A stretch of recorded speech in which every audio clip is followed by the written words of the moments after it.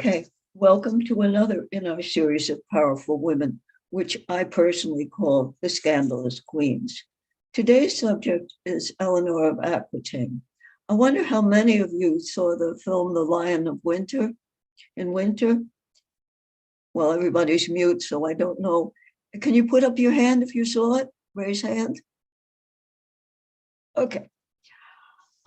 That's the best way that people know her. In fact, it's mostly the only way that people know her these days. And I have to thank Zach for the introduction on the site. And I can only hope that I can add something to it in this talk. We are fortunate in having this, her tomb effigy from Fontevraud Abbey, so we can have a good idea of what she looked like. She was 82 at the time of her death, but the carving may have been done several years before. She must have been really beautiful. It shows even here. Her tomb lies beside that of her husband, who came to despise her, and the son she adored. Her eyes are fixed on her book, which might be a book of romances written by one of the many poets of her court, including her sister-in-law, Marie de France, whose stories of chivalric love contributed in large part to the Arthurian legends as we know them today. Most likely, though, it was a prayer book. In her later years, Eleanor was a great patron of the Abbey. Listen to a minute of the Gregorian chant as Ellen would have heard it on her visits to the Abbey. And if you have a protest, let me know.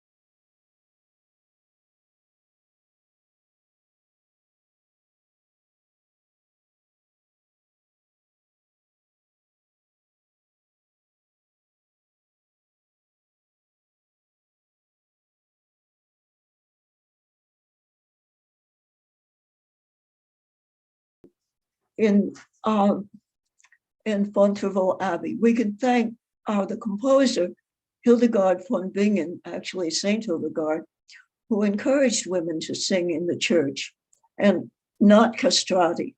So we can thank her for that, and I'm sure some young men could have thanked her as well. Saint Hildegard was also a spiritual counselor for many, including Eleanor, as we will see later on. Fontevraud was unique among the religious institutions of the time. Although monks and some nuns resided there, the leader was always the abbess, female, once married and now widowed. The abbey welcomed women, particularly the widowed, the cast off, and the divorced. Eleanor had been all of those things in her time. And here is a picture of the Abbey, I think not so good, but yes, maybe you can see it. It did a stint as a prison camp in World War II, but it is now restored as a national treasure. And when Eleanor was born in 1122, there was really no France as we know it. The territory that is now called France, as in other countries, was divided into fiefs held by dukes and counts who owed vassalage to the king of what was then called France, which was actually a very small area centered on a tiny island in the Seine, so over there.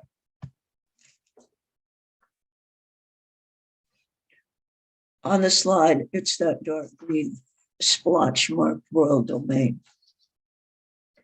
A percentage of taxes collected in the fiefs were sent to the king, and in the time of war, the nobles holding the fiefs were supposed to supply the king with bond a derrière bon, that is, men who were cheap enough, and arms which were more expensive, to fight in the wars between countries, suppress rebellions of individual fiefs, which happened, and conflict among the individual fiefs as well. There was very little time of absolute peace. I should mention that the dialect spoken in Aquitaine, the so-called langue d'oc, which actually gave the name to the province later on, was different from the langue d'oil, O-E-I-L, which was spoken north of the Loire. How different you can guess from the names. Both oc and oui, with the French suppressed terminal consonants, most of them, mean yes. Contrast it with the actual domain, this versus that, of the King of France. The Duke or Duchess of Aquitaine was nominally a vassal of the king, more or less when they felt like it. The square area you ruled was directly proportional to the size of the army you could raise. So, from her first gurgle, Eleanor was the most sought-after matrimonial prize in France and abroad. One look at the map shows you exactly why. The king was then Louis VI, known as Le Gros, meaning the fat. His other sobriquet, meaning the battler, which he most certainly was before and even after he gained all that weight. And do we have a picture of him? We should. There he is. This particular Louis was obsessed with consolidating royal power and endlessly fought both the petty and the powerful nobles who refused to acknowledge him as their feudal lord and cough up their taxes. Soldiers, whatever was required. The nobles set up shop in their own castles, collected their own tolls, robbed and raped the surrounding people, and withheld the taxes that they should have paid to Paris. It was Louis VI's job to pull it all together somehow. Alliance and betrayal followed one another in an endless dance of power as two nobles combined with each other or fought each other or combined against the king, against a third, and Louis was constantly in the saddle, leading his troops against one or another miscreant. Eleanor, who inherited the duchy at 14, was the answer to his prayer. Were Aquitaine to be solidly allied with Paris, there would be an almost unlimited source of martial power. Eleanor's dying father had appointed the king to be her guardian, and so she was speedily engaged to his son, also named Louis, who would become the 8th king of that name. As was the custom, he had already been crowned as young king to secure the succession, though the title granted no power. Fortunately for Eleanor, as things turned out, the marriage contract specified that Aquitaine was not to pass into royal hands until her death. It was a wise provision for her, if not for the young king, whose father died 6 days after the wedding. Her husband was now fully Louis VII, and Eleanor was queen. She was 17 and the groom just 2 years older. Here's a picture of the groom. And we know it's pretty correct because that is his own seal. Oh dear. Louis VII had been educated for a church career, but he was recalled when his older brother died unexpectedly. His early education left deep marks on him. It was not preparation for marriage with an energetic woman from the pleasure-loving region of Aquitaine. However, the marriage did take place with great festivity and jousting. Louis is a sad-looking person in the blue robe. Let's see if we can find him. There we go. And Eleanor was crowned at Bourges and moved to Paris, where she found her husband surrounded by powerful ecclesiastics. Counselor inherited from her father, including the Abbé Suger, whose renovations of the Carolingian Church of Saint Denis in Paris, Saint Denis in Paris, produced the very first example of Gothic architecture. That is, the pointed arches, the ribbed vaults, and the flying buttresses, which I can't see because they're outdoors. It was a runaway success. Almost all the cathedrals you'll see in Europe accord with it. Another ecclesiastical heavyweight was Saint Bernard of Clairvaux, who founded the Abbey of Cluny and headed the powerful Cistercian order. He was a co-founder of the Templars. He debated with Peter Abelard. He preached the Second Crusade that would be a crucial turning point in Eleanor's life. The Cistercians were a reformist order. Corruption was rife even in the church as the abbeys became ever more wealthy with donations and tithes. The Cistercians were founded on the principle of self-sufficiency through manual labor. And let's get down here. So we can see probably a rather idealized and much more modern version of Saint Bernard. And there is the abbey. I have a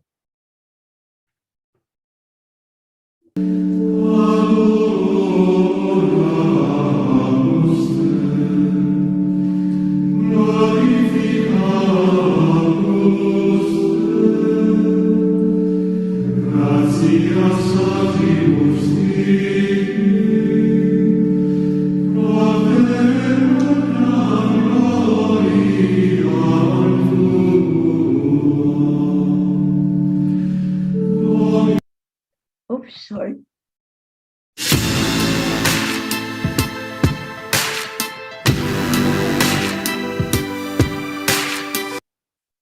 Somehow.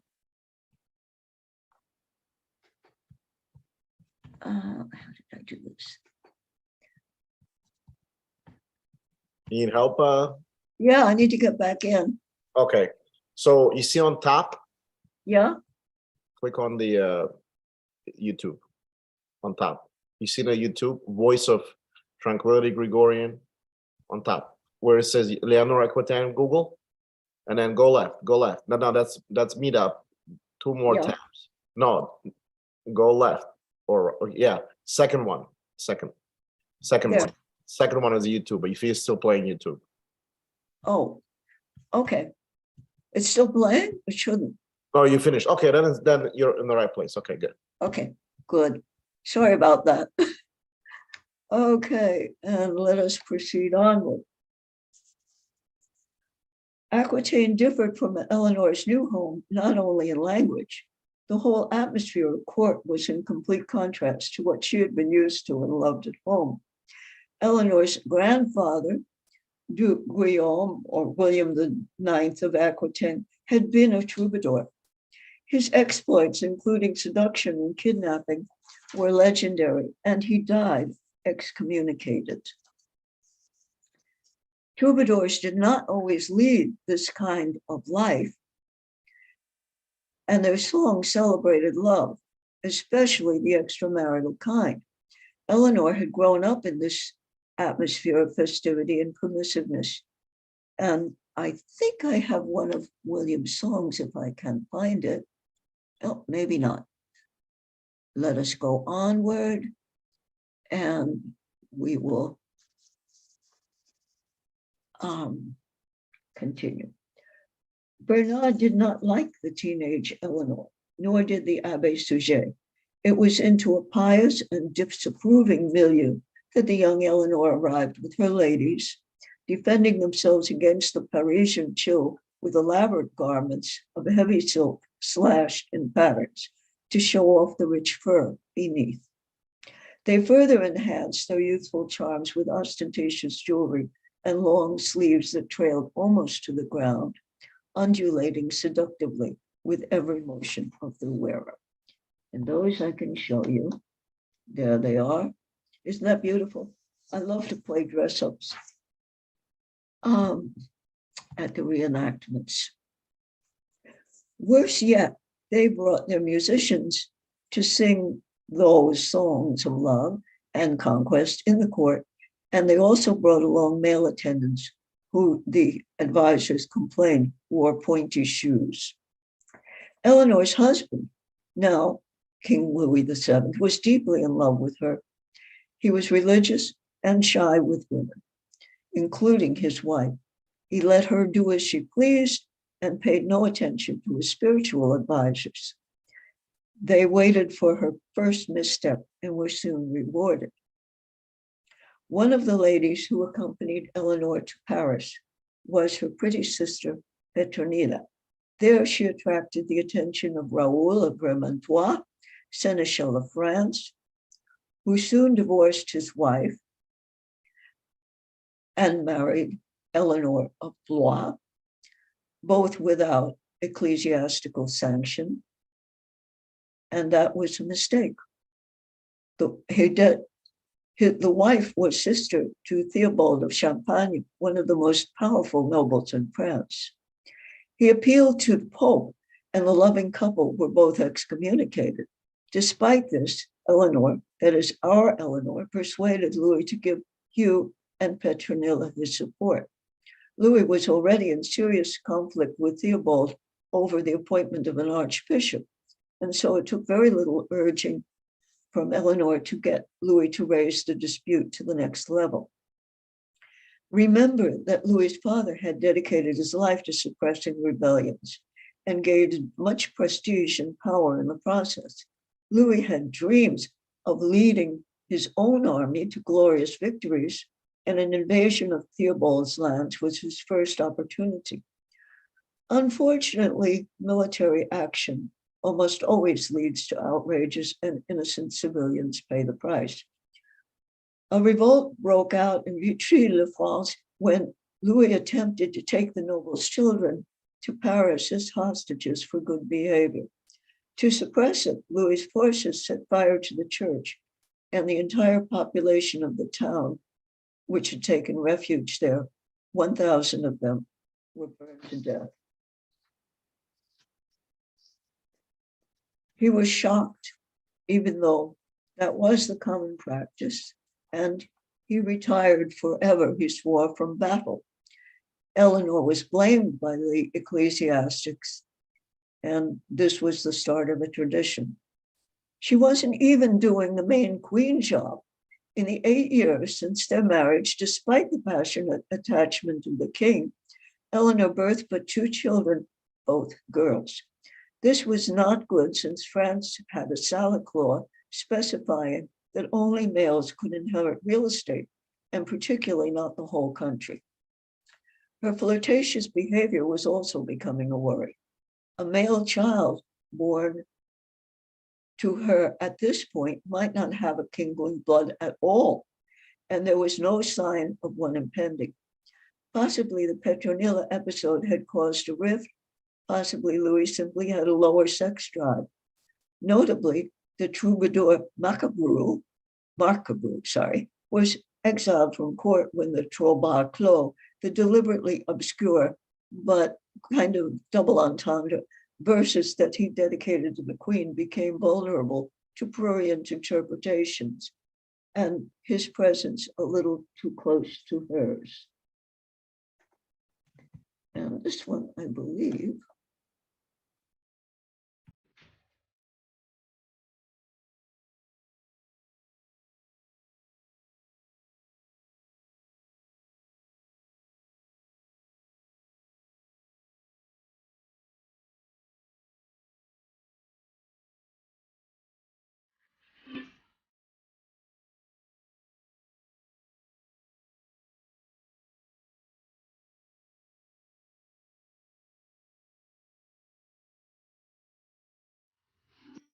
okay, so you get the idea of that. The first line of it, if I translate it correctly, is the other day, behind a hedge, I found a pretty shepherdess. And you can imagine what goes on from there. Fortunately, at this point, something occurred to take everyone's mind off the royal marriage. The Seljuk Turks were threatening Jerusalem. Europe had not been asleep during what seemed to be called the Dark Ages. A firman sent men out on voyages of exploration and plunder. Vikings marauded wherever water flowed. From Italy, Normandy, the adjacent lowlands, adventurers of noble birth but limited prospects, sallied forth to conquer kingdoms of their own. One of these adventurers, Duke William of Normandy, invaded Britain, which he believed he had the right to rule.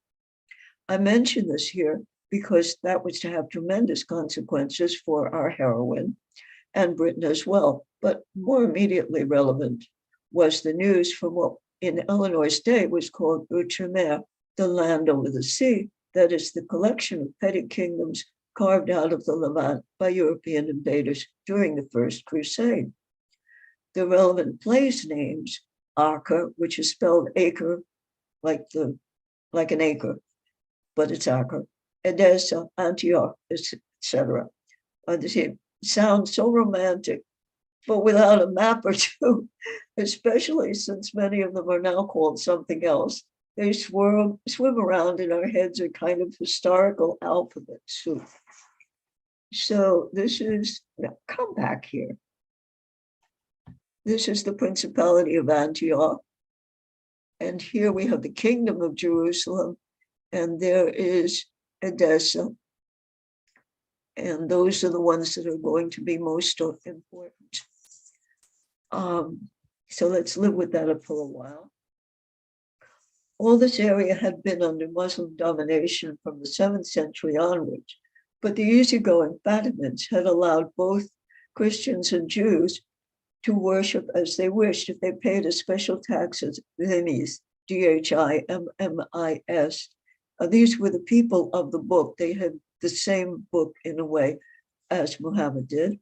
And pilgrims had access, of these religions had access to their holy sites. But by the middle of the 12th century, the armies of the Seljuk Turks had overrun the Levant on their marches from the Bosporus to China, and were now swallowing large bites from the Byzantine Empire.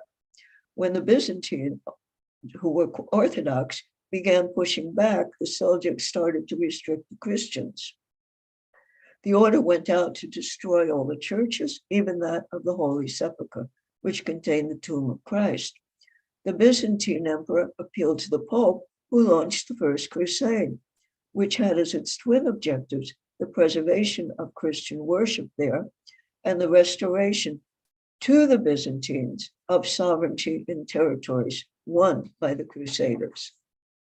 Now I will take a 5-minute detour through the First Crusade in order to contrast the reality versus the romantic image of the holy warriors.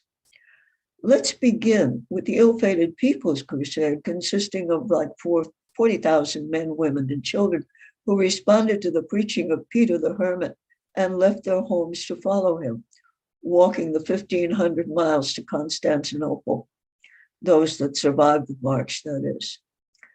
Most of them hadn't packed too wisely and had to live off the land, which meant stealing, so they were an undisciplined mob by the time of their arrival.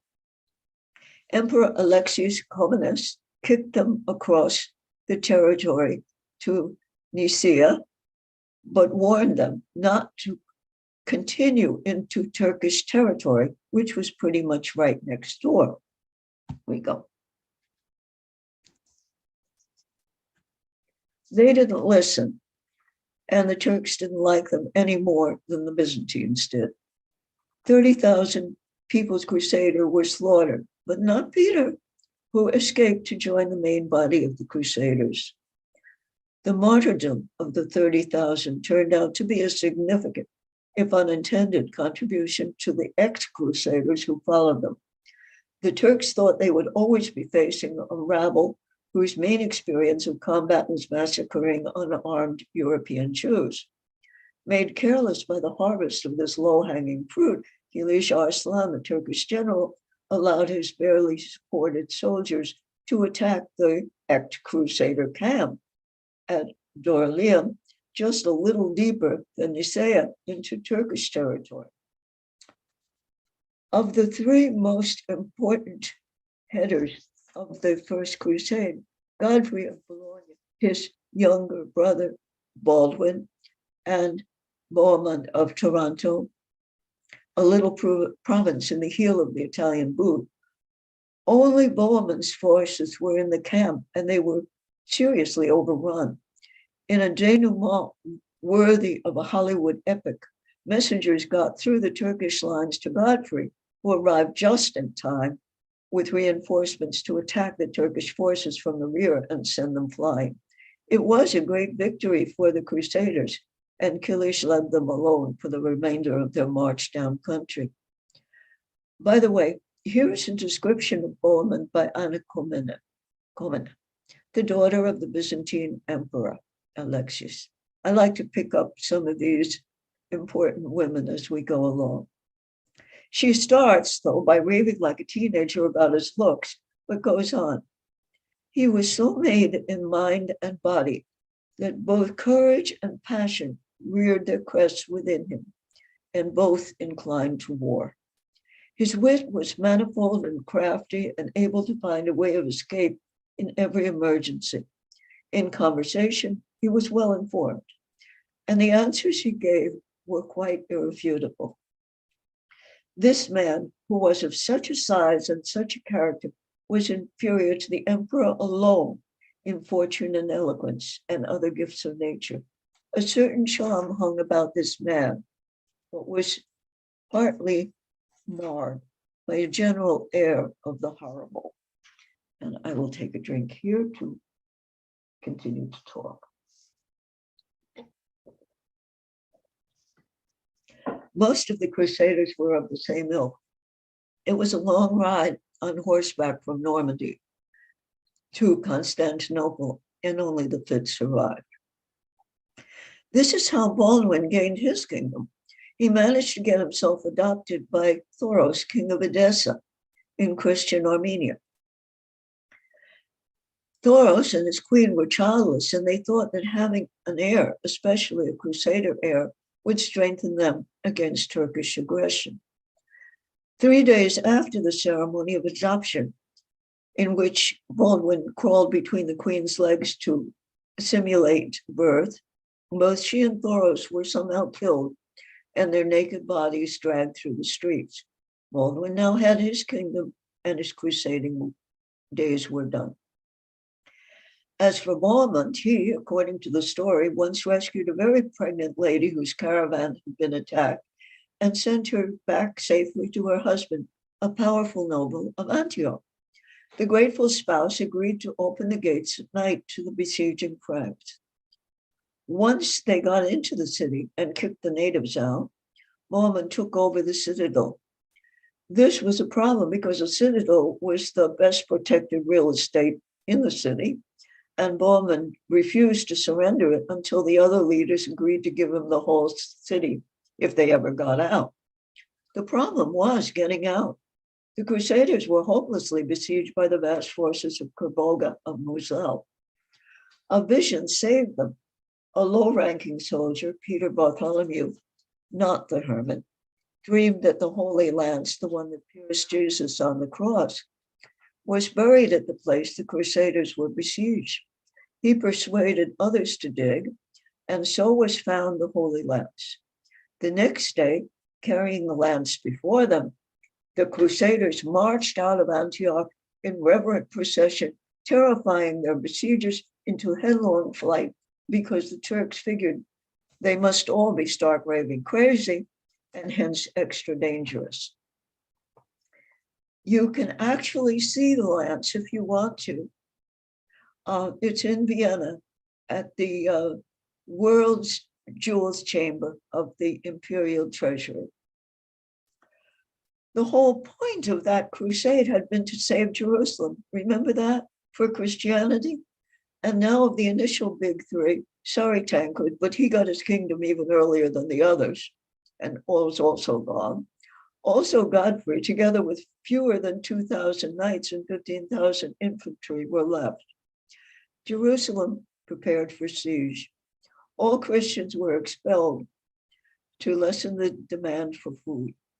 For miles around the city, trees were felled and chopped up so the Crusaders couldn't use their wood to build search engines.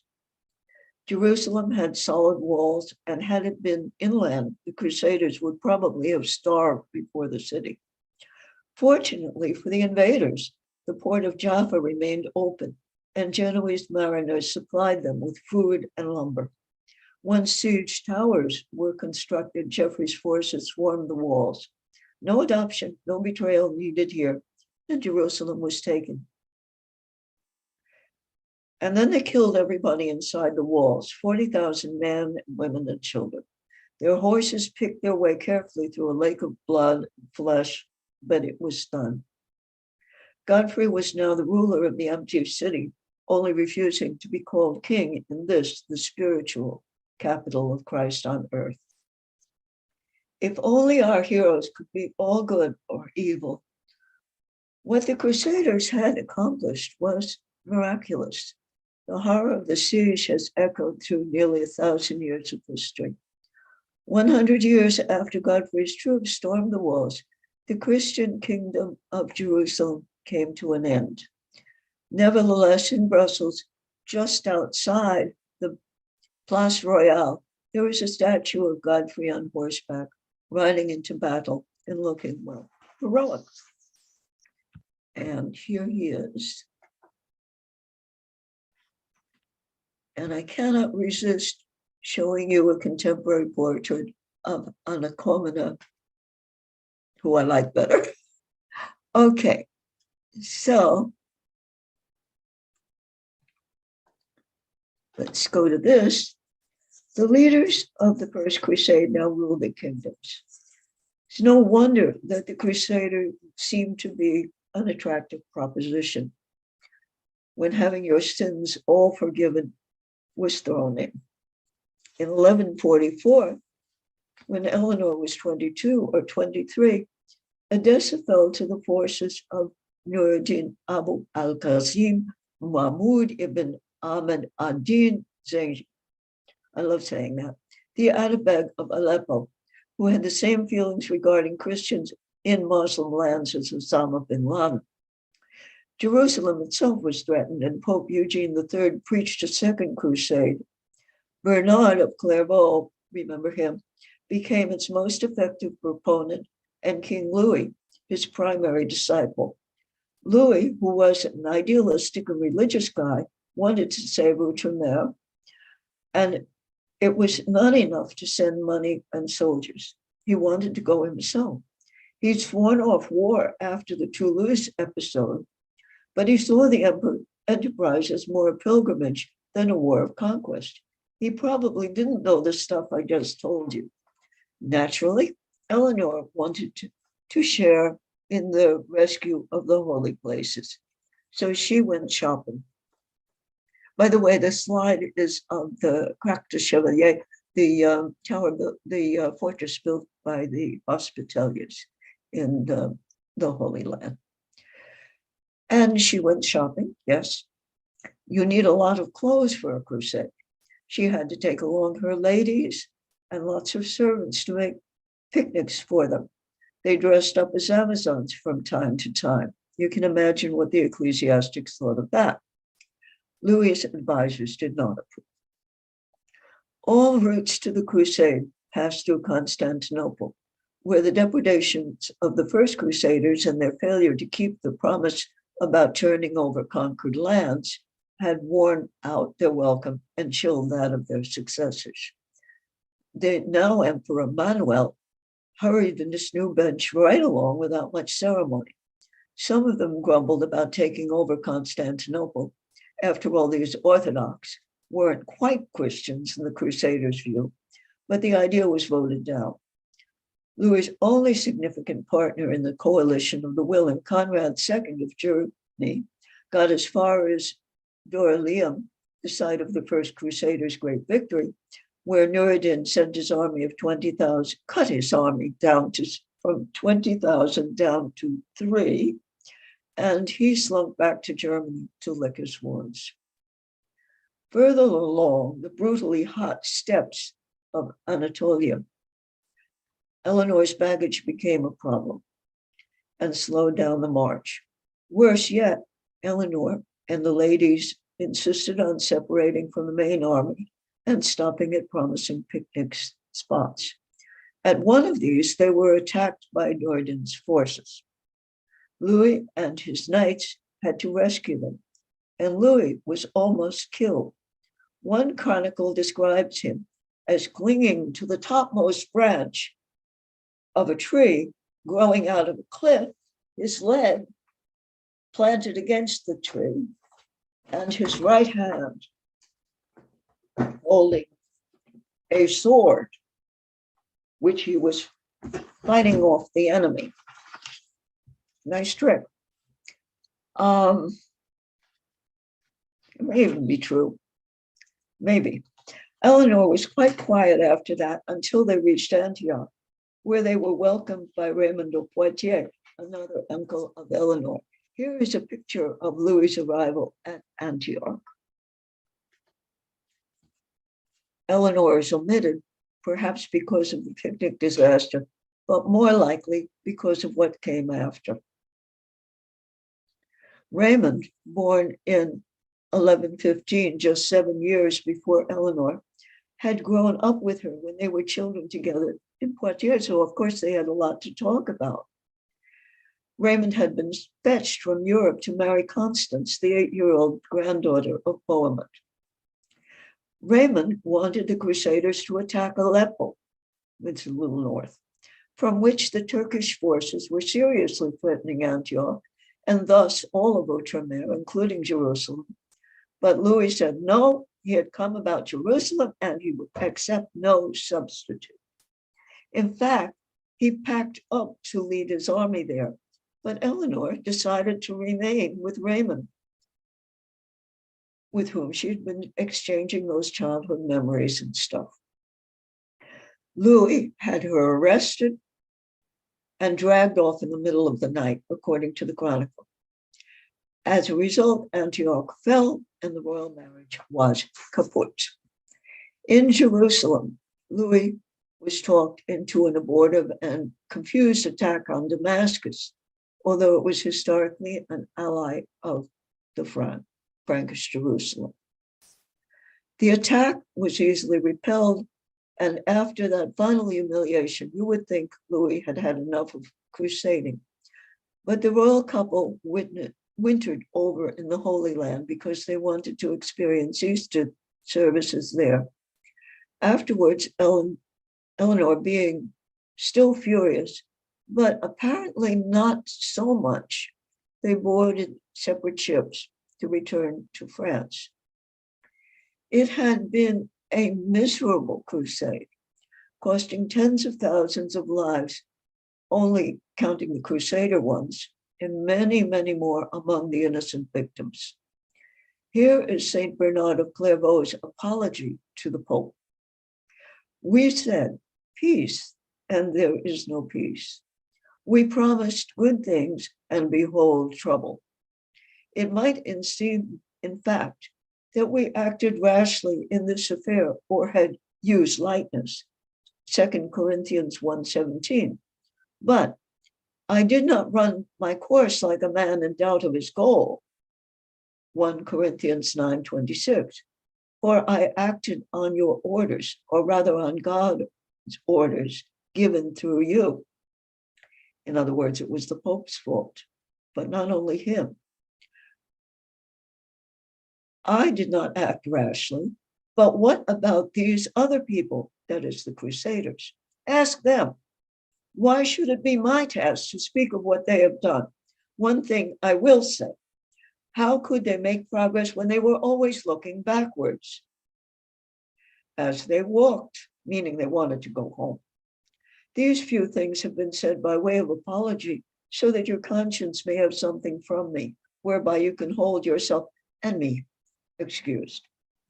Eleanor's boat was captured by privateers loyal to Emperor Emmanuel of Constantinople, but somehow she managed to escape to Sicily, where Louis eventually arrived after being presumed dead. He found her pregnant.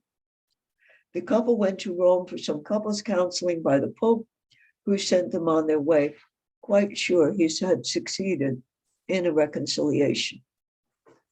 But on arriving home, Louis was pretty much ordered by his ecclesiastical counselors to divorce his much-loved wife. Bad enough there was no male heir, but given Eleanor, if the current pregnancy should result in a boy, there would always be a question as to the baby's DNA. It was conveniently discovered that the family relation between Eleanor and Louis was within the forbidden bounds of consanguinity, and the marriage was annulled. Eleanor was on her own, and we will next discuss the Henry years, but I'd like to take a little break and ask for some questions if you have any. If you guys have any questions, please either raise your hand, I'll unmute you, or you can just drop it in the chat box and I will let Jane answer the question. So I see. We have 7 already. we have what? We have 7 things in the chat thing already. Yeah, but I don't think there are any questions yet. Oh, no. It's all you. Yeah.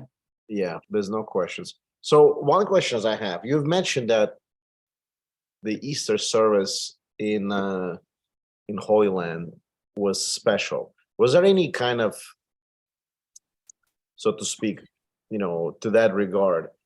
Was it special just because it was Holy Land, or they had to conduct something different, or what was so special about it? I mean, so just to kind of in general to understand Easter, that they met Easter, and it was so different from the Europe. Well, this was where Jesus, if you believe all that, was raised from the tomb.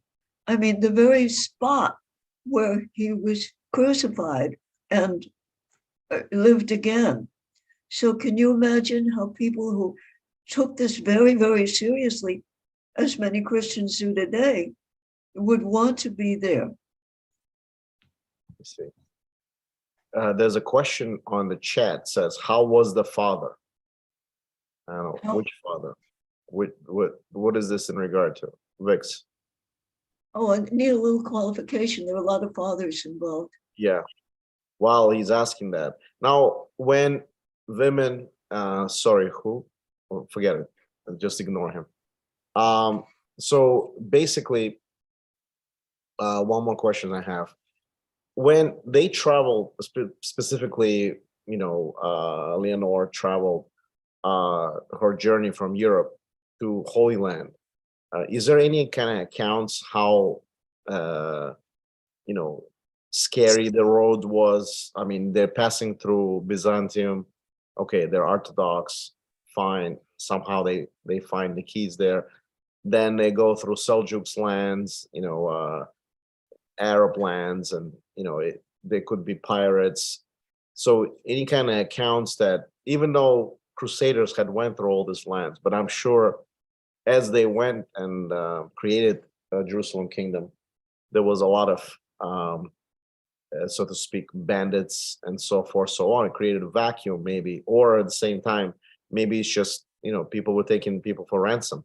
I know that, for example, Baldwin was killed by Hashashin, right? Assassins. Okay. Yeah. So, No, so can you speak from the regard? Go ahead. no. I was trying to remember. I don't know how Baldwin ended, but I take your word for it. No. So the story was, it's pretty quickly. So the Hashashins, I don't know if anybody knows, assassins. They came originally from the mountains in Afghanistan, and they were very secret sect of Ismaili Islamic order that were assassinating mostly Seljuk governors. Seljuks were the Turkic conquerors of the, mostly came from the steppes, and then they were also killers for hire. They're assassins. So this obviously governor or King Baldwin of Jerusalem was pretty notable. And so what assassins did is they, even though they're pretty pious Muslim people, they dressed as monks, and for 3 years pretended to be Christian monks in order to get close to Baldwin. And one day he was passing through, coming from one of the services at the church. It was dark alley, and they obviously, was able to assassinate him. But it was just the fact that they even switched the religion so that he can assassinate him, and for 3 years pretending to be monks so he can get close to him. That's how careful this order was. Yeah, well, yeah, thank you for that. It's a nice story to add to it. The reason they weren't scared is that they were traveling as an army, and there were tens of thousands of them. So as long as they stayed in a close pack, they were totally safe. If anybody got left behind, of course, they were probably killed. And the reason that Eleanor got into all that trouble was that they went ahead. And so they didn't have 10,000, 20,000 people around them. Yeah, that makes sense. Anybody else has any questions, or we'll let any of the on the sermons or the life of anybody that she had presented earlier? Eleanor or Aquitaine? No? Okay, I guess we can just move on, and people will have questions. And please, write down your questions if you have some, and don't be afraid. Let me know and ask her away. This is kind of an open discussion type of thing, even though we have an official presentation. But Jane is very nice. She don't bite. Don't be too sure. Okay, so we'll go into the Henry years. A year before, when arriving home, Louis was pretty much ordered by his ecclesiastical counselors to divorce his much less loved wife who'd been there. It was convenient discovered that it was consanguineous, and the marriage was annulled, and Eleanor was on her own for about, 6 to 8 weeks. Nobody's really clear on the time. A year or so before, Duke Geoffrey of Anjou and his son Henry had been in Paris negotiating Henry's investiture as Duke of Normandy, for which he had to pay homage to King Louis. It is said that Eleanor met Henry there, but there is no consensus about that. Despite her being 11 years older than he, and the rumors, probably untrue, that she'd slept with his father then, the couple felt much mutual attraction, though on Henry's side, I suspect more to her lands than her. Thus, within 8 weeks of Eleanor's annulment, they married in Poitiers. On her way to the wedding, she was coming from Paris, he was coming from elsewhere.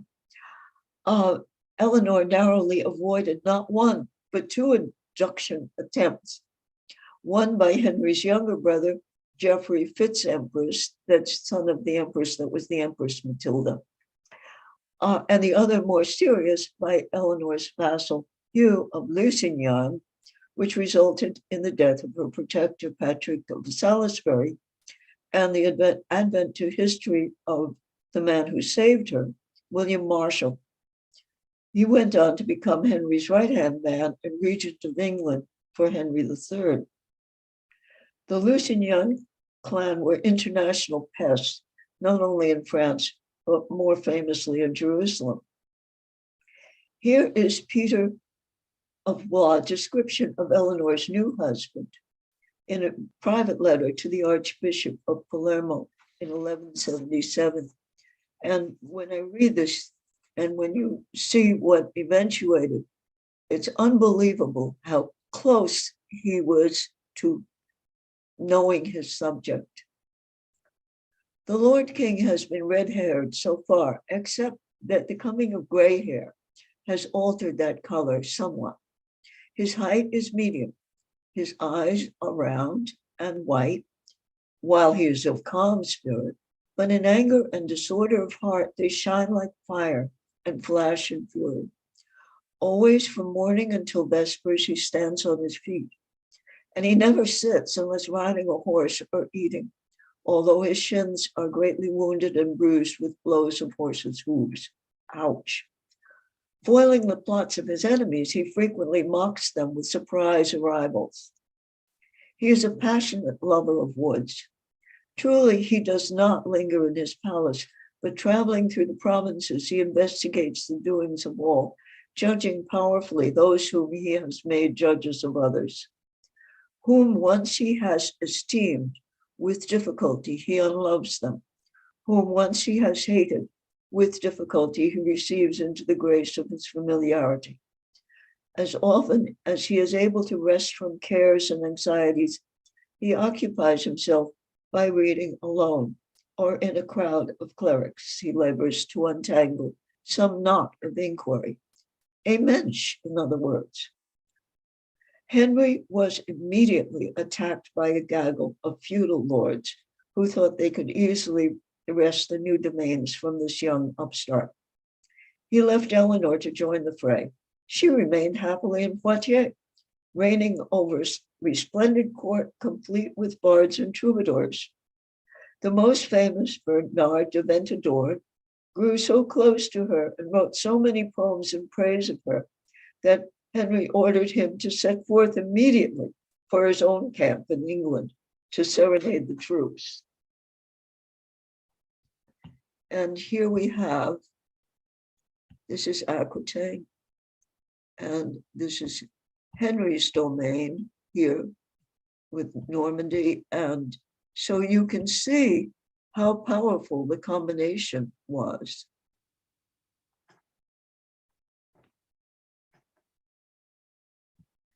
And I have another song for you. Oh, but that's gone. We can skip that one.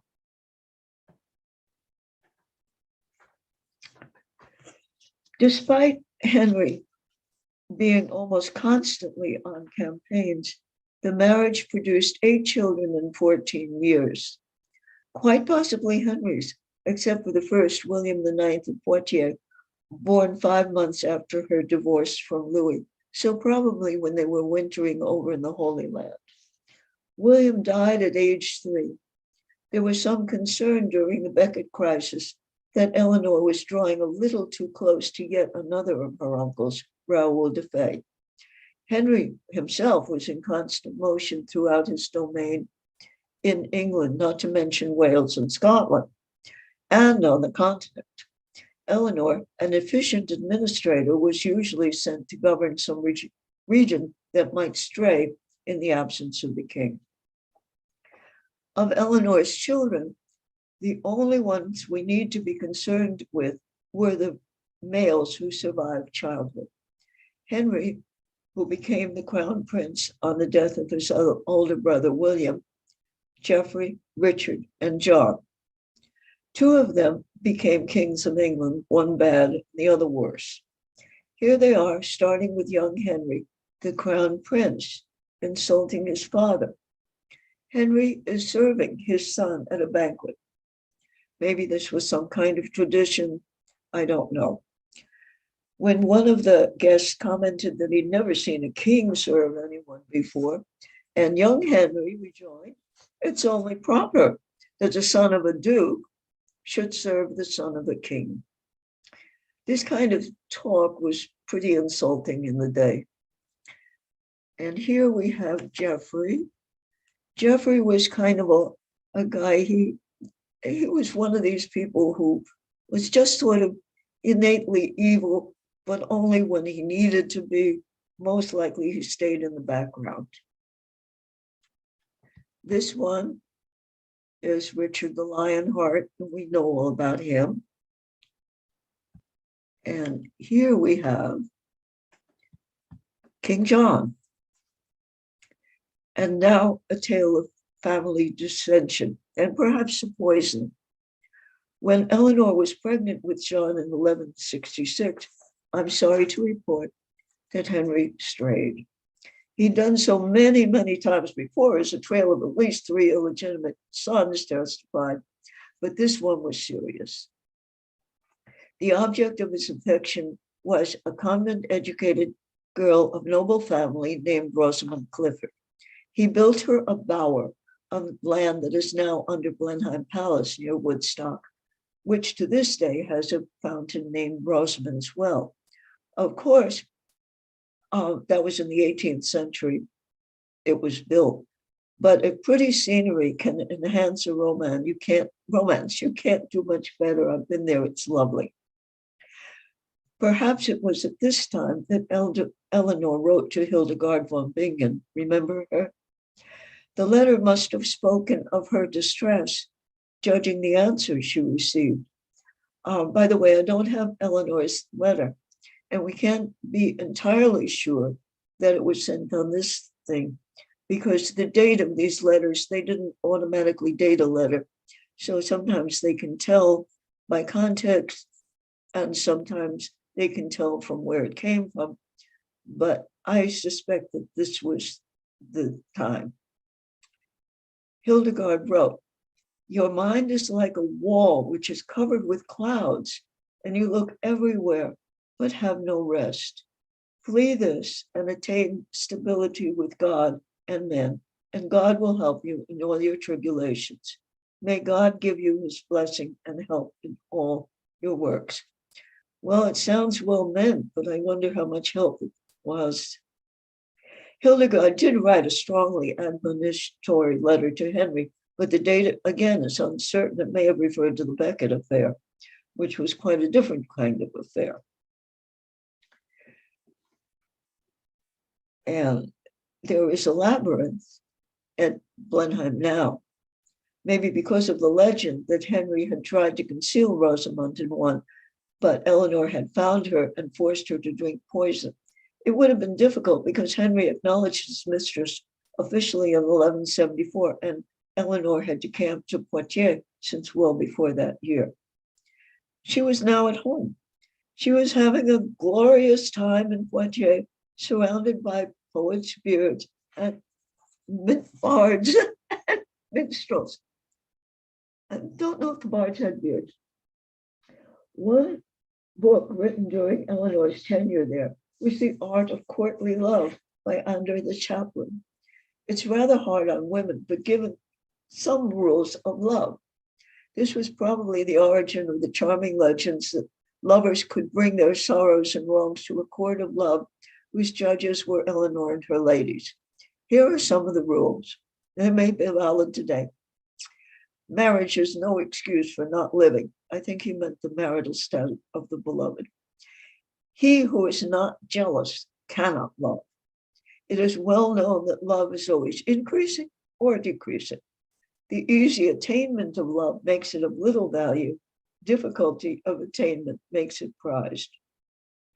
Every lover regularly turns pale in the presence of his beloved. When a lover suddenly catches sight of his beloved, his heart palpitates. A new love puts to flight an old one. Nothing forbids one woman being loved by two men or one man by two women. The joys of extramarital love were celebrated by the songs of that Bernard de Ventadorn that Henry had summoned away from Eleanor's court before. And this is my favorite Trouvère song, When I See the Lark. It was called a dawn song or an aubade, and it was supposed to be sung by an attendant who had the nasty job of waiting outside in the cold to warn the lovers that a husband might be coming home. Oh, can you give me back my sound?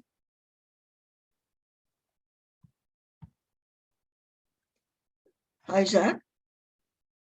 There we go. Del trovador Bernard de Ventadorn escuchamos Can vei la lauceta mover. Cuando veo a la alondra moverse o lanzarse. Tener presente que los trovadores escriben en Languedoc, dialecto del sur de lo que hoy es Francia.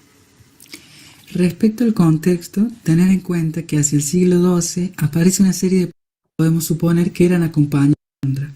El goce está en amar, más allá de que van cerrando en la, en fa y en re, para retomar la atención en los próximos 4 versos, en los que la curva sorry, melódica that comienza a one descender used to be progresivamente just hasta el talk. So you will have to go and hear it yourself somewhere. What happened? What happened? What do you want? What do you want to show? No. I think I put in the wrong slide, and so it isn't doing what it's supposed to do. What's the name of it? I can find it if you want. Okay, it's what you see there. Convey, VI, la lausita mover. Okay, let me see if I can do that right now. Convey. Lausita mover, right? Yes. Let me see. So we have Bernard de Ventadorn. Perfect. All right, let me just hold on. I'll just stop it 1 second.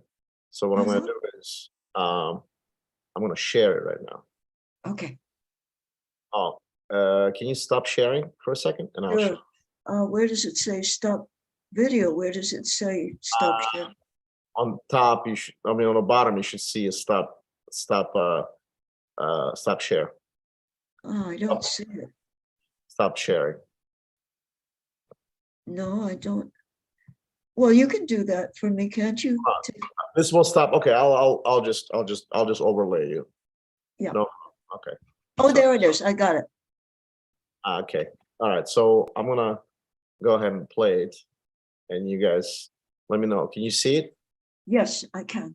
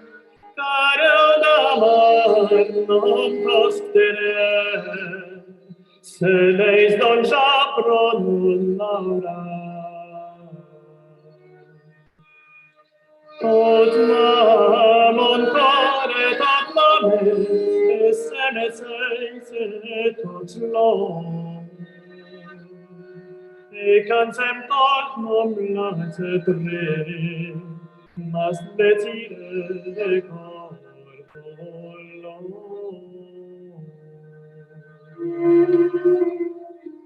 Os admirants non pot valer prex universes regio ni ales non vera placer que unam jamais non dira I see in patene sempre not male per morti de momentus in nombre Deus sedis in nos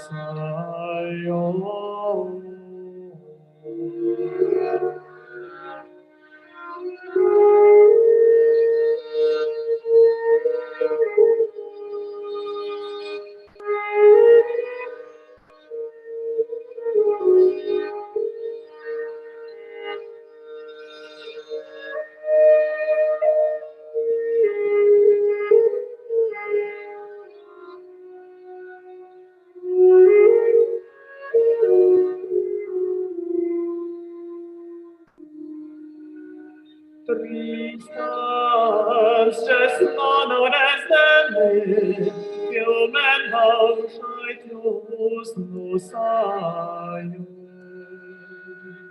de chantar magicem requiem et de joy et d'amor mescol.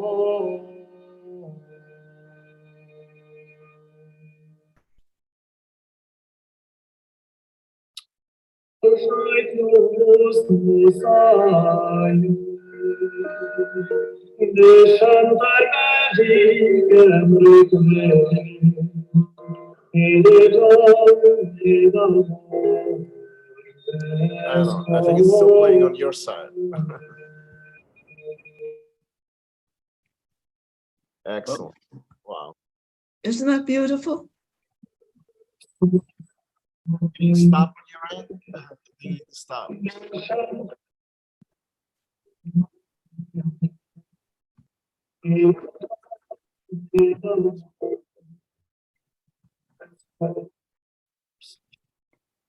Okay, shall I go on? Oh, yeah, please go ahead. Excellent. One second, let me just. Isn't that beautiful? Oh my God. Can you stop when you're in? Stop sharing. Stop.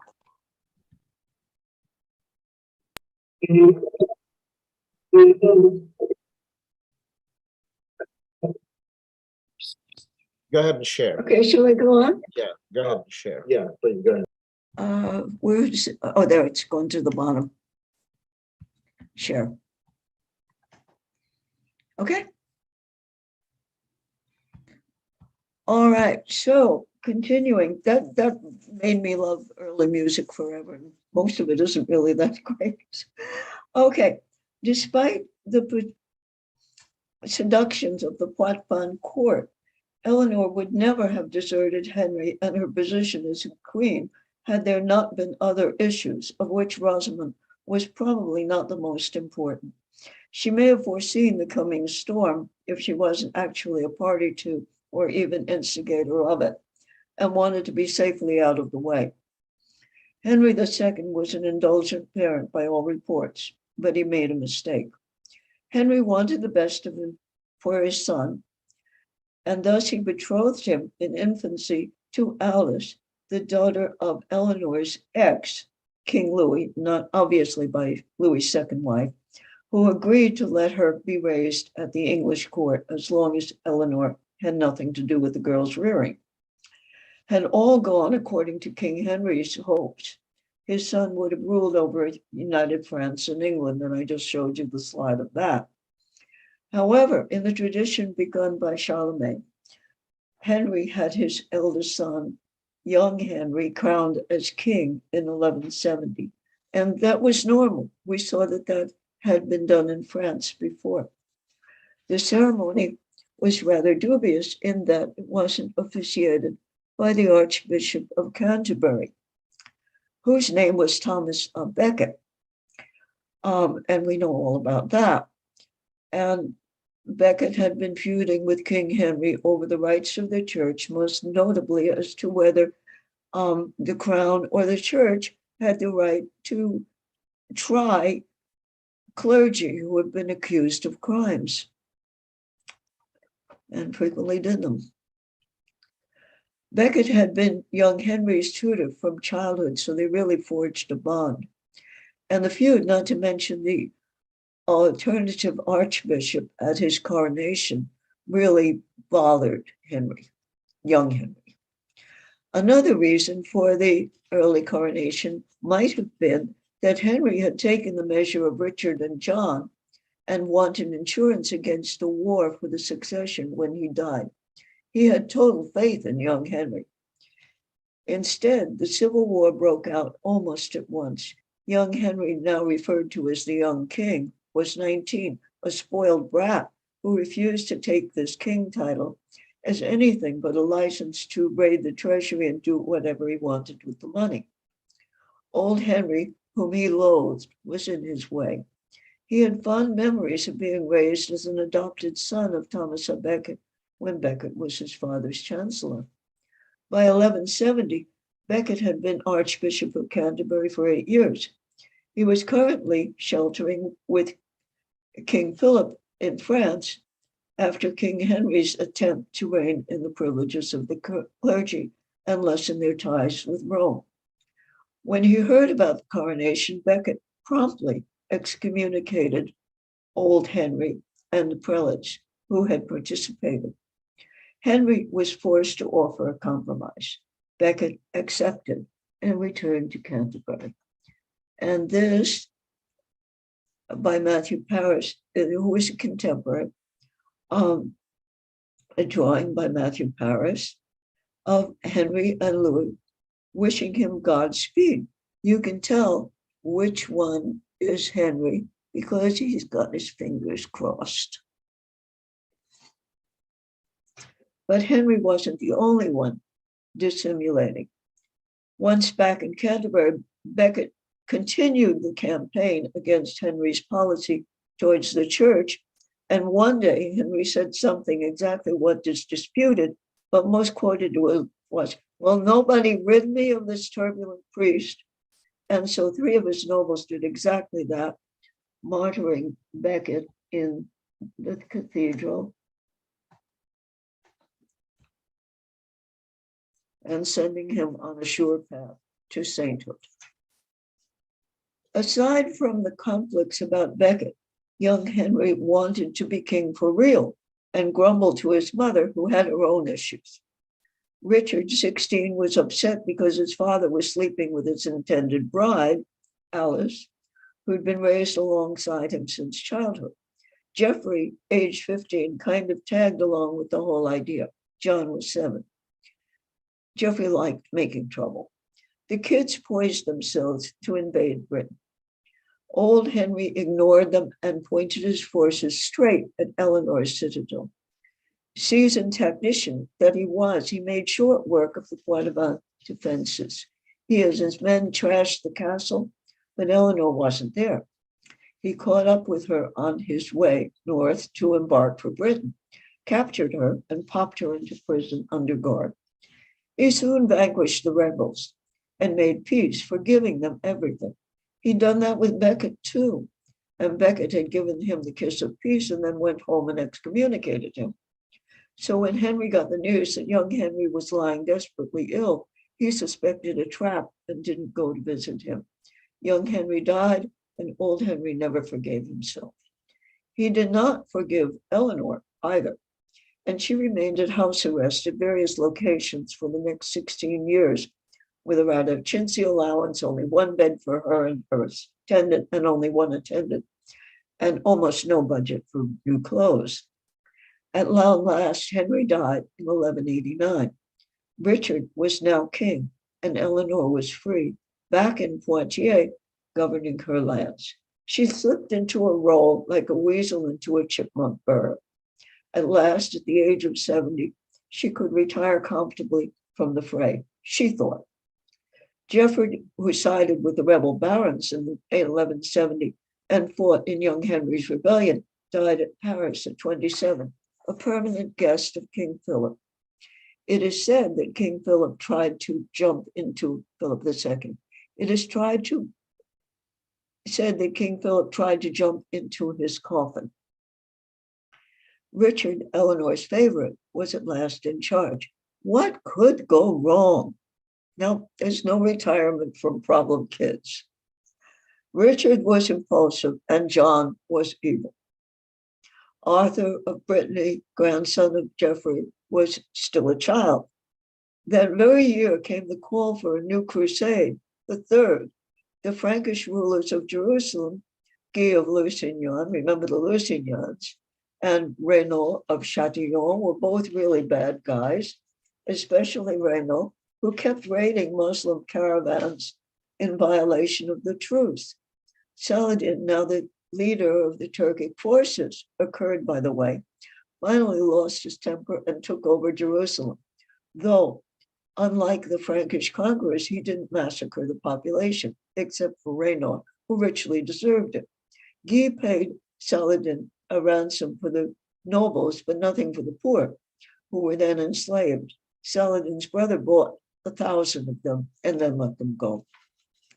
In 1192, Richard, against the advice of his counselors, went galloping off to the Holy Land to reclaim the Holy City, leaving Eleanor at home to run the country. His partners in this Third Crusade were Philip II and the son of Louis by his second wife, and the once formidable Frederick Barbarossa, Holy Roman Emperor. Unfortunately, Barbarossa, now in his 80s and wearing armor, which is impressive at that age, that stuff weighs, fell off his horse in the middle of a stream and drowned ignominiously. His army turned back. As for Philip, he had supported Richard's revolt against his father, one reason being that Richard's fiancée, Philip's sister, Alix, had been sequestered by Henry, who was enjoying her charms. However, Eleanor certainly didn't want Richard married Henry's hand-me-down mistress or her rival, found Richard a nice unsullied bride, Berengaria of Navarre, and delivered her to Richard in Sicily. In May 1191, the couple married. Philip resented this as disrespectful to his sister. He kind of pussyfooted around the Holy Land and went home after less than a year in July 1191, perhaps feeling some responsibility towards the country he was king of, or because of Berengaria, but most likely because of protracted bout of dysentery. Richard was the star of the Third Crusade. He led the successful siege of Acre, and after the other monarchs headed home, he defeated Saladin at the conclusive battle of Jaffa, which resulted in a treaty allowing Jews and Christians to worship freely there. He was much criticized for making a treaty with the infidel. Despite all that and his precautionary disguise, Richard's outre-mer adventure ended in his capture by Duke Leopold of Austria, who imprisoned him in Dürnstein Castle on the Danube. After gloating for a while, Richard had insulted him. At some point, he sold him to Henry VI, the Holy Roman Emperor, who was in a better position to negotiate the ransom. Although the Blondel minstrel story is an attractive legend, it's far more likely, where did that slide go? Here. It's far more likely that Henry himself let out the secret, that Richard himself, no, that Emperor Henry let out himself, so he could collect the ransom. Whichever. Here is, I think I have somewhere in there, maybe not, the song that Richard wrote, and I think I did not put that down because there was quite enough of it. Okay. No prisoner can tell his honest thought unless he speaks as one who suffers wrong. But for his comfort, he may make a song. My friends are many, but their gifts are naught. Shame will be theirs if for my ransom I lie here another year. And according to this, it should, there we are, it's sneaked over here. And I have to move this if I'm going to get it. We'll only play a little of it. There we go.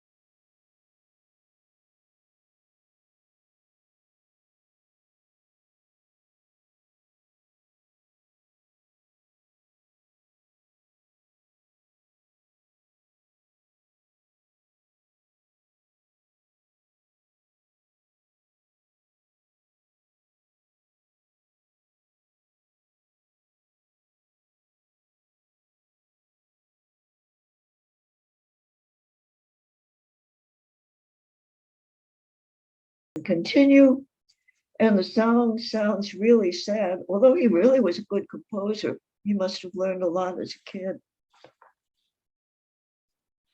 But he was actually having a great old time partying with the emperor and his court. He never insulted Emperor Henry, after all. You can contrast this with the feelings of his mom, who wrote this, begging Pope Celestine III to intervene to free her son. And she wrote it in Latin, by the way. To her revered father and Lord, Celestine, by the grace of God, the highest pontiff, Eleanor, in the wrath of God, Queen of the English, Duchess of Normandy, and Countess of Anjou, to show herself a father to her, a suffering mother. I had determined to be silent, lest I be accused of insolence, if the overflowing of my heart and the violence of my grief evoke some less cautious word against the priests of peace. Grief is not different from illness.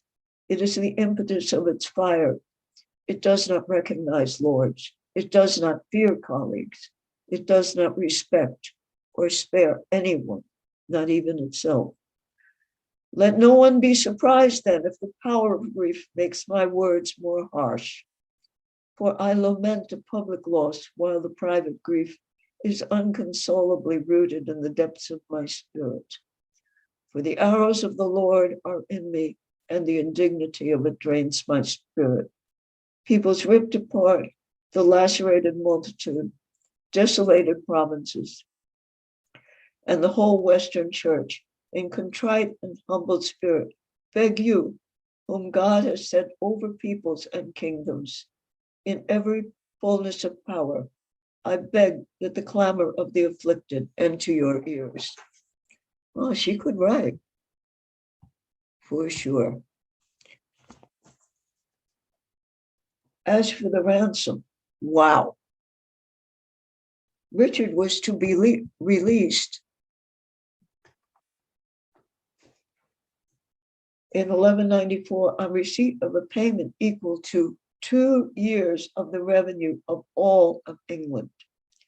Eleanor collected the money and then found the ransom increased by 50%.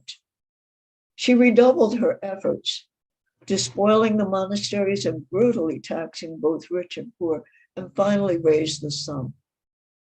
To make things worse, John made an abortive attempt to gather an army and declare himself king.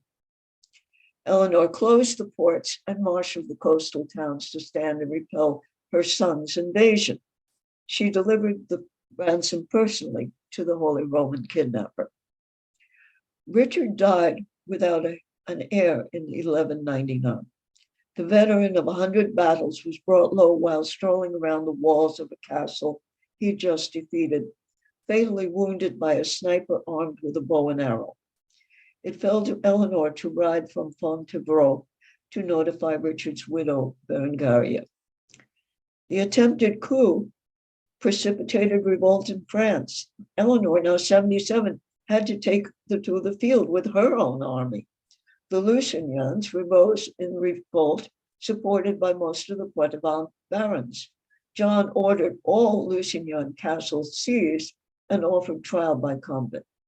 The Lusignans appealed to Philip, who summoned John to Paris to answer their charges. John refused. Philip declared war and captured strategic charges. John kept on. He betrothed his daughter to Arthur, the posthumous son of Geoffrey, who had a better claim on the throne. Philip kept on and betrothed his daughter to Arthur, the posthumous son of Geoffrey, who had a better claim on the throne than John. This put Arthur squarely on the side of Philip. Philip received Arthur's homage for Brittany, Anjou, Maine, and Toulouse, some of which were Eleanor's. He made a treaty with Arthur, ensuring that Normandy would revert to the French crown. Arthur joined with the Lusignans to capture his grandmother and pinned her down in the castle keep of Mirebeau. She refused to surrender and somehow sent out two messengers, one to the Seneschal of Anjou and one to John. John covered the 80 miles between them, picked up the garrison of Chinon on the way.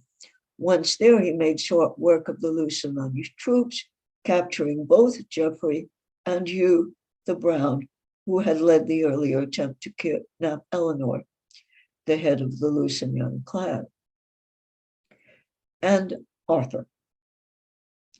In England, the nobles hesitated between Arthur, Richard's designated heir, and John, whose claim to the succession was obviously legitimate, but the prospect of whose reign was most nobly dreaded.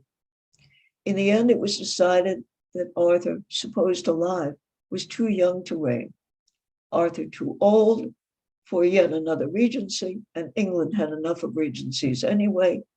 John would most certainly take up arms again were he not designated king. Arthur disappeared. Nothing was known about what happened to him. Most of the other captives were blinded or starved to death. One story is that John offered him freedom if he would relinquish all the lands he had obtained at Richard's death, and Arthur refused. His confinement was transferred to a tower at Rouen, and then he vanished. A story emerged from a monastery where one of John's counselors had retired, that John had gotten drunk, killed Arthur, and then dropped his body in the sand weighted with a stone. The body was supposedly retrieved by a fisherman and secretly buried at a Benedictine priory. Arthur's elder sister, who was his heir, was sent to England and kept in luxurious confinement in return for keeping her mouth shut. Eleanor died at Fontevraud in 1204, having survived all her sons but one, fortunately missing the later years of John's reign. Magna Carta was signed in 1215. And that's my tale. Any questions? There was a couple of questions on the chat. First of all, thank you. This was incredible. I really enjoyed it. The music, and then since you have a musical background, this was beautiful. So a couple of questions here. Again, I don't know. Vix is. Do we know who the father of her baby really was? I guess. They didn't do DNA analysis. But they remember that they were wintering over to see the Easter, but then they went home on separate ships. I mean, they were on the point of divorce, so there was reconciliation and then, apart and all that. I don't think she had too much opportunity to stray that winter. So yes, it probably was it probably was. Yeah. Louis, sorry. Yeah, it's interesting. Another question is here as well. Another question, more like a statement. Candace saying, I read a fairly good scholarly book on how Leonor invented Romanticism to gain power and secure the crown for her son. So I guess, can you speak it to that regard a little bit? Oh, well, if she read the book, why doesn't she speak? Yeah, that's true. In addition of the cultural examples, the clothing, music, etc., was so appreciated and added so much to the presentation. Kathy is saying that this was really incredible. Let me unmute everybody, and then just, if you guys can raise hands and ask questions. But I just want to add something, an interesting concept. So when Richard was imprisoned by, I think it was at that time, German, Richard, I'm sorry, Austrian monarch.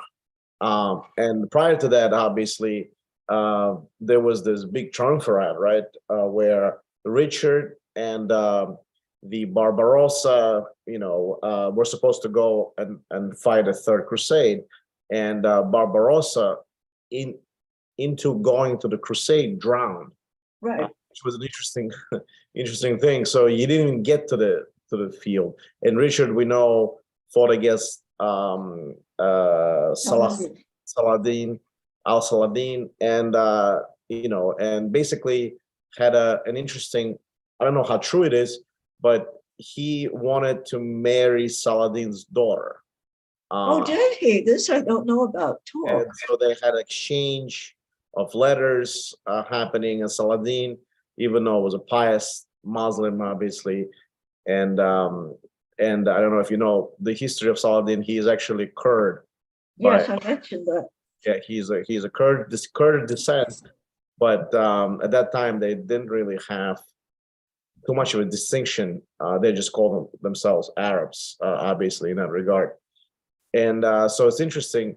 So Richard Lionheart gets captured on his way back after an incredible campaign against Salahuddin, and actually defeating, not defeating, but draw. It was a draw. It wasn't a defeat, or it wasn't a win. And as he's coming back, he gets captured by the Austrian monarch, and they sent then the ransom request, the Austrian monarch, to John, and his nickname was Lackland because he lost all of his lands later on. And well, no, because he hadn't been given any when Henry. Which hasn't been given any. So the way that they found out where Richard was is interesting. There was this troubadour. His name was Blondel. Was walking around just like Jane was playing all this music. He was walking around, strange lands in Austria, and troubadour was singing various songs. All of a sudden, Richard was sitting in his dungeon, I guess, ready to get ransomed out, and then he hears the troubadour playing similar songs as at that time. I don't know if you know, Richard didn't really speak English. He spoke French. He was probably in France, maybe in England only once, and he still was the English monarch. It was a very strange situation. In any concept, he hears this guy Blondel and from his dungeon, and basically that's how they found out where Richard was. So through the troubadour. So there's an interesting story about that. And it's a lovely story, but unfortunately, what happened was that Richard had insulted the Austrian, I think he was a duke, but don't hold me to it. On the way in, he had done him some insult. So when the duke got his hands on Richard, he put him in a prison. And maybe that Blondel had found Richard, and that was the key to the guy selling him. He actually sold him to the Holy Roman Emperor because the Holy Roman Emperor could get a bigger ransom than this Duke could get. Right. So, yeah, and he people personally bankrupted the British yeah, basic country went into default because yeah. of Go ahead. Yes. yeah. Go- So go just on. let me unmute everybody, see if anybody wants to ask any other questions. Go ahead. You want to say something? Yeah, I think the Blondel episode may be partially true. Most people now say it didn't happen. I'm always of the thought that it could be open, that it could have happened or it could not have happened. If it happened, he would have to be in the prison. In the first place, he was in prison because once the emperor got him, the emperor just said, okay, live in the castle, you're royal like me, let's have fun. Correct. Anybody else has any questions or want to give a clarification or just wanted to say thank you? I'm trying to unmute everybody. No, I guess no takers. Everybody's still on. So yeah, I mean the story is amazing. I mean, she's obviously. Oh, here's Beverly. I think she was trying to unmute herself. Carolyn, you have a question? You unmute yourself? No, but you said you're having trouble unmuting, so I just wanted to show it could be done. Okay. Very interesting, thank you. Oh, is it? Yeah, definitely. So why was this attracted? Why, Jane, why were you attracted as a powerful woman to this character particularly? Because we were going from Catherine the Great to Eleanor of Aquitaine. What made her so powerful as a woman? What made her so powerful? Oh my gosh, she was basically running two countries while Henry was running around. She was regent for John. She was running the country. That's pretty powerful. Right. In fact, she was running that whole swath of both the areas on the continent and in Britain. Interesting. Wow. Yeah, I mean, so the next one you said that we're gonna be doing Agrippina, right? Right. Agrippina. Interesting. And that's more of a shift. Have you ever thought about doing something on Byzantium? Like there was the one who almost tried to return the Holy Roman Empire. What's his name? Not Julian. And his wife basically stopped him from leaving Constantinople. What's his name?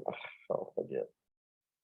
And Theodora, I think her name. Yeah, Theodora, the first.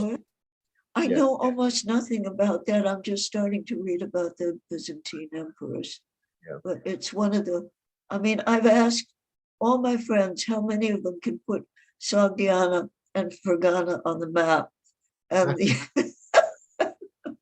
Well, talking about Sogdiana Fergana, not as related, there's another very powerful woman. I don't know if you ever heard of Georgian queen. Her name is Tamar. no, Tamar, yeah. She actually single-handedly at one point repelled several Arab conquests and initially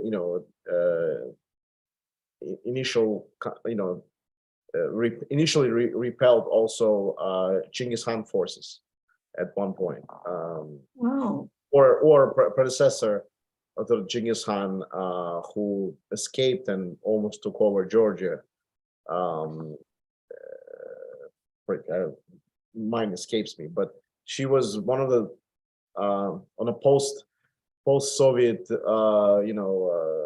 territories in ancient times. She was she was almost like Catherine the Great, and Oh, wow. Georgia, so to speak. So Georgia was pretty big under her rule, so to speak. Yeah, and so at some point we'll go to the Egyptian ones, but Uh-huh. Jane said we would need to incorporate several of them together. Yeah, which isn't bad because you can take a little bit of the history through and the whole thing of the Akhenaten revolt and change of religion and all that and how it fell apart. All right, if nobody has any questions, then I want to thank Jane again. This was, an interesting paradigm with music and costumes and explanation of the times. The Third Crusade, I don't know how many crusades there was. I thought there was like probably at least, I don't know. There were 4 that I know of, and I think there was a kind of baby crusade after That's that. correct. The baby crusade is when children went to. No, I mean, it was just a little effort that didn't amount to anything. There was actually a children crusade where Yes. nobility, children of nobility, were gathering together to go into Jerusalem, and they were sold by Sicilians or that time the Genovese authority to various kingdoms as slaves, because they weren't able to defend themselves. So it's interesting aspect. But anyway, we'll let everybody then finish their weekend. Jane, again, thank you so much. We'll talk more, and this was incredible. And if you guys wanted to check out this video again, go to our YouTube channel called Fitness, History, Investing Together. So once you put all 3 words together, just type it on YouTube channel. It's there. I also put it in the chat. And we also have a website, if it's easier for you. It's not called Magna Carta, it's called Omni Carta, because Magna Carta was taken. So I call it Omni Carta, so .org. So I can put it in the chat right now. And we have our schedule of presentations and our YouTube channel videos on that website, and all our upcoming presentations and in-person gatherings as well. So without further ado, let me just put the in the chat the website. Again, it's called omni.org.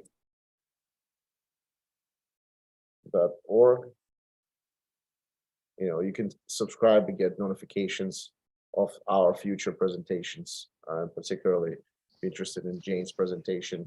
She does all the powerful women, because she's been a powerful woman herself. All right. Okay, goodbye, everyone. Bye. Okay, thanks a lot, Jane. Very good, very interesting. Okay, thank you. Thank you. Bye, Ralph. Thank you. Bye. Bye.